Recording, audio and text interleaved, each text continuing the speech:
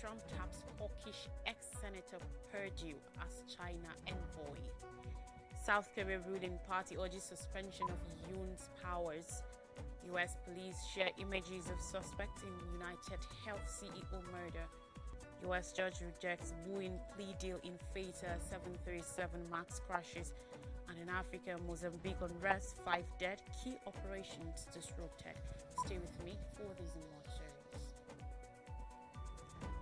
Donald Trump, United States President-elect, has named ex-Georgia Senator David Perdue as his pick for ambassador to China, a post that will require navigating an increasingly tumultuous relationship between Washington and Beijing. Trump said that as a Fortune 500 CEO who had a 40-year international business career and served in the United States Senate, David brings valuable expertise to help build our relationship with China. He has lived in Singapore and Hong Kong and worked in Asia and China for much of his career. He will be instrumental in implementing my strategy to maintain peace in the region and a productive working relationship with China's leaders, Trump said. As a member of the Senate from 2015 to 2021, Perdue took a strong stance on China that has become a landmark of the Republican Party.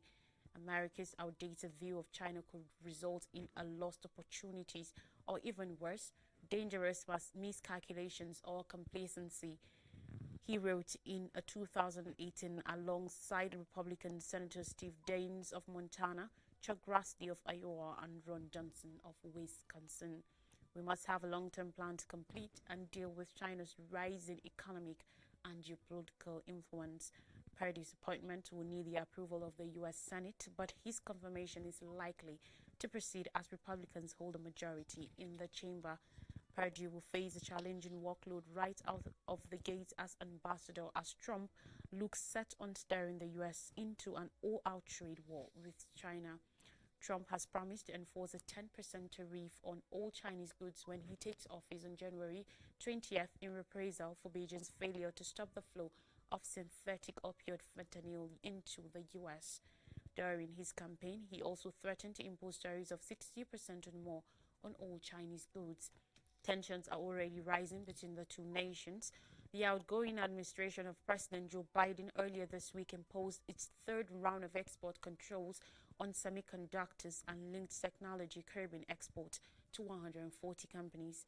Beijing, in retaliation, blocked exports of gallium, germanium, and antimony materials that are critical to the semiconductor and defense industries.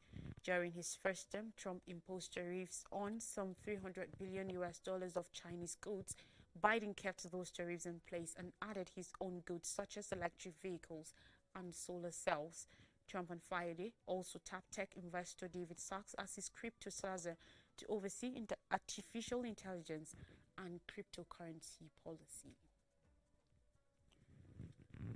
The head of South Korea's ruling party has called for the immediate suspension of President Yoon Suk-yeol's powers, citing credible evidence that he sought the detention of political leaders following his short-lived declaration of martial law. People Power Party (PPP) leader Hong Dong-hoon, who had before now said he will oppose attempts to impeach Yoon, said newly emerging facts had tipped the scales against the president. Han said Yoon had failed to acknowledge that his martial law declaration was illegal and wrong, and there was a significant risk that he could take similar risky action again if he stayed in office. On Tuesday night, South Korea was placed under martial law for about 6 hours after Yoon announced the step in a surprise televised address to the nation in which he cited threats from anti-state forces and North Korean sympathizers. The National Assembly speedily mobilized to overturn Yoon's order in a 190-0 vote. Yoon lifted the order at around 4 a.m. but not before troops had descended on the National Assembly and wrestled with legislators and protesters. As well as facing impeachment, Yoon is presently under probe for treason alongside resigned Defense Minister Kim Yong-hyun, Army Chief of Staff General Park An-soo, and Interior Minister Lee Sang-min, according to reports. The call for Han, who is the Justice Minister and one of Yoon's top rivals in the PPP, marks a decisive shift in the ruling party's reaction to the crunch. The opposition Democratic Party has called for a vote on Saturday night to impeach Yoon, but it requires at least 8 votes from the ruling party to reach the necessary two-thirds threshold in the 300-member National Assembly. If the motion is successful, South Korea's constitutional court will then rule on whether to confirm Yoon's removal from office. Until now, the PPP had shown it will oppose Yoon's impeachment, with some analysts suggesting that lawmakers feared backlash for going against their own party, as occurred following the impeachment of ex-president Park Geun-hye in 2016. Now on crime, police in the United States have released fresh images of a person of interest in the killing of the United Healthcare CEO Brian Thompson outside a New York City hotel. On Thursday, the CCTV stills released by the New York Police Department NYPD show a man wearing a hooded jacket with his face clearly visible. Earlier images released by police showed a man with most of his face concealed by a mask. On Wednesday, in an early morning ambush outside the New York Hilton Midtown Hotel, Thompson 50 was shot dead. The NYPD officials have described the killing as a premeditated and targeted attack. Shell casings left at the scene were inscribed with the words "Deny, Defend, and Depose." Multiple media outlets have reported, citing unnamed law enforcement sources. The inscriptions on the ammunition resemble the title of a 2010 book, Delay, Deny, Defend: Why Insurance Companies Don't Pay Claims and Why You Cannot Do About It, about the tactics insurance companies use to avoid paying claims. Police have not announced a suspected motive in Thompson's murder, but his wife said, according to a report, that there had been some threats against her husband. Thompson's death has released a flood of social media commentary celebrating his murder or expressing sympathy with the killer. Several of those expressing glee over the murder cited negative experiences where United Healthcare refused to cover their medical care. United Healthcare is one of the biggest health insurers in the U.S., providing health coverage to over 49 million Americans. The company had revenues of $371.6 billion US in 2023, up closely 15% from the previous year. Thompson, who joined the insurer in 2004 and had served as CEO since 2021 received $10.2 million US in compensation that same year. Talking judicial matters, a United States federal judge has overruled an agreement that would have let Boeing plead guilty to a felony conspiracy charge and pay a fine for misleading U.S. regulators about the 737 MAX jetliner before two of the planes crashed, killing 346 people. On Thursday, U.S. District Judge Reed O'Connor in Texas said diversity, inclusion, and equity, or DEI, policies in the government and at Boeing could result in race being a factor in picking an official to oversee Boeing's obedience with the agreement.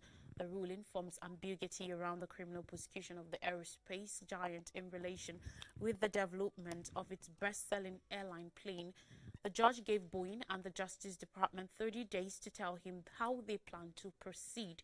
They could negotiate a new plea agreement, or prosecutors could move to put the company on trial. The Department of Justice said it was reviewing the ruling. An attorney for families of passengers who died in the crashes, Paul Castles, called the decision an important victory for the rights of crime victims. Several relatives of the passengers who died in the crashes, which took place off the coast of Indonesia and in Ethiopia less than 5 months apart in 2018 and 2019 respectively, have spent years pushing for a public trial, the prosecution of former company officials, and more severe financial punishment for Boeing. The deal the judge rejected was reached in July and will have let Boeing plead guilty to defrauding regulators who approved pilot training requirements for the 737 MAX closely a decade ago. Prosecutors said they did not have evidence to argue that Boeing's deception played a role in the crashes. Meanwhile, in Africa, no less than 5 people were killed and 3 extremely wounded in protests across Mozambique, including in Maputo, Nampula, and Zambezia, according to police. Orlando Mudamene, spokesperson for the Police General Command, said clashes broke out between police and protesters armed with stones, knives, and machetes. The protests were reportedly called by Venancio Mondlane, a defeated presidential candidate who accused the October 9th poll results of being fraudulent and declared himself the winner. Mondlane urged a week-long nationwide protest from December 4th to 11th from South Africa, where he sought refuge targeting to block roads, rails, ports and airports to restore the truth about the elections. Outgoing President Filipe Nyusi cautioned that the chaos could disrupt public sector salary payments, mostly for teachers and nurses, due to Mozambique's lack of external financial support. Protests in Matola increased after a 13-year-old boy was fatally shot by a plainclothes police officer. Residents blocked access to the Bellablouen Industrial Park, home to Mozal, a major aluminium exporter, forcing the company to hold truck operations temporarily. We take a quick break now, and when we come back, I'll bring you stories from Nigeria. Please don't go anywhere.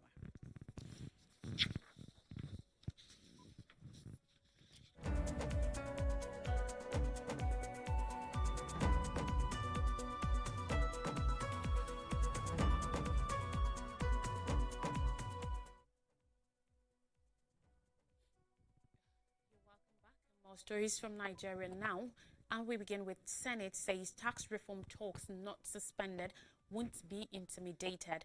On Thursday, the Senate negated claims that it halted talks the tax reform bills as reported in some quarters.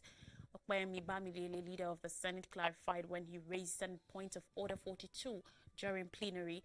Raising the order, Bamidele said it was reported by a news medium that the hallowed chamber suspended for the consideration of the tax reform bills before the Senate. According to him, it is normal that people will sit around those concerns and discourse. Hence, in its wisdom, the Senate referred the matter to the Committee on Finance and gave them 6 weeks for a report. The Senate President Godswill Akpabio, in his remarks, said the members of the National Assembly were all elected to work, which was the work of lawmaking in the overall interest of Nigerians. He said the work was not done through social media, a committee, or any forum of any nature, but was done according to their conscience in the best interest of Nigeria. The Senate President said the moment the bills went through second reading in the Senate, it simply meant that the bills were alive. According to him, the next procedure is for the Committee on Finance to begin the process of consultations and public hearings with a view to bringing recommendations back to the chamber. Meanwhile, on politics, PDP BOT laments NWC's delay in convening NEC meeting. Senator Adolphus Wabara, chairman of the Board of Trustees BOT for the People's Democratic Party PDP, has stated profound regret over the National Working Committee's NWC failure to summon a National Executive Committee NEC meeting as earlier scheduled. In Abuja on Thursday, while addressing members of the BOT during the opening of its meeting at the National Secretariat of the party, he underscored the necessity of this meeting for resolving internal party issues and planning for future electoral engagements. Wabara's address painted a picture of a party at a crossroads, needing to reaffirm its commitment to democratic principles and internal cohesion. The BOT chairman criticized the deferral not only as a breach of trust but also a potential catalyst for discord within the party. He stressed the significance of adhering to the party's constitution and the timeline set for such meetings. Turning to national issues, Wabara did not shy away from criticizing the current administration under President Bola Ahmed Tinubu. He pointed out the economic hardships inflicted by what he described as hard economic policies leading to widespread suffering among Nigerians.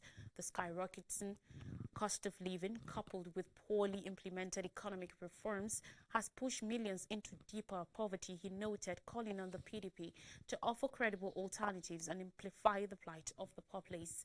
He called for a concerted effort among PDP governors to work together, stressing that the party's strength lies in its unity. And finally, on the news, DHQ says troops killed 8,034 terrorists, apprehended 11,623 in 2024.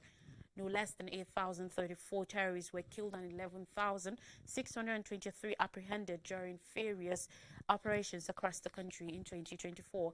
Also, crude oil worth 57 billion 42,218,551 naira was recovered, and 376 kidnapped victims were rescued between January and December 2024. Major General Edward Buba, the Director, Defense Media Operations, revealed this at the bi-weekly update on military operations in Abuja on Thursday. He said, and I quote, "Troops' aggression across the various theaters of operation since the beginning of the year culminated in 8,034 neutralized terrorists arrested 11,623 and rescued 6,376 hostages. Additionally, troops recovered 53,101,430 liters of stolen crude oil, 9,179,181 liters of illegally refined agro, and 90,595 liters of DPK. Others are 156,095 liters of PMS, among other items. Buba also said troops recovered 8,216 weapons and 211,459 ammunition. He gave a breakdown of the recovered items to include 4,053 AK-47 rifles, 1,123 locally fabricated guns, 731 DIN guns, and 240 pump-action guns, among others. He added that military operations are on upward trajectory to winning the war. Defense Headquarters (DHQ) had revealed that 3 soldiers of Operation Hadinkai were killed while deterring an attack launched by Boko Haram terrorists in the Kukwa local government area of Borno State on Monday. On Tuesday, however, a statement from the headquarters said, while mourning those who paid the supreme price, the Chief of Army Staff, Lieutenant General Olufemi Oluyede, lauded the troops for their courage, as he also urged them to sustain the momentum. To refresh our memories, Trump taps hawkish ex-Senator Perdue as China envoy. South Korea ruling party urges suspension of Yoon's powers. U.S. police share images of suspect in United Health CEO murder as judge rejects Boeing plea deal in Fata. 737 MAX crashes. Mozambique arrest says 5 dead. Key operations disrupted. And that's all in the news. Thanks for watching. I am Lois Turaki. Have a blessed weekend ahead. Bye-bye.